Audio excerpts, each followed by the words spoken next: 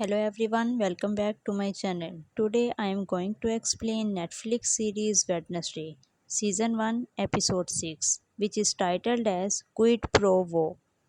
The episode opens with Wednesday in her demanding answer. They discover it's a surprise birthday party orchestrated by friends Xavier, Yoko, Bianca, etc. Wednesday notices written words inscribed on the crypt wall. The phrase read, "Fire will rain when I rise." When she touches the inscription, she experiences a vision of Goody, who warns her of an impending threat and hints that Wednesday's path as a raven is solitary and she must act alone. Wednesday is cold and distant toward her friends during and after the party. She accepts reluctantly a gift from Enid, a black snood.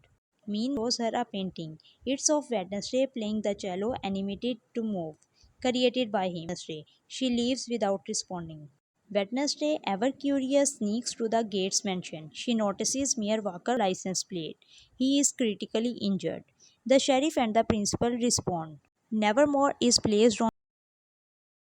After that, Wednesday calls Taylor, saying she will accept his dinner offer. Then she calls Enid, saying she wants to celebrate her birthday properly. She leaves Nevermore under cover of a girls' night out or girls' dinner. When they arrive at mansion, they find the blue Cadillac parked in the garage, the same vehicle that hit the mayor.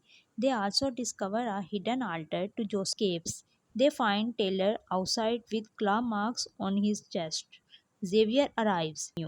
Sheriff Galpin appears and orders that Nevermore Kid to leave the mansion. He forbids Wednesday from the dome is stripped. Wednesday remains behind, alone in the dark dome. She holds a music box. When she opens it, photos of her friend and family falls out. Some explanation of episode 6. Stay tuned for the explanation of episode 7. And don't forget to like, share and subscribe. Thank you.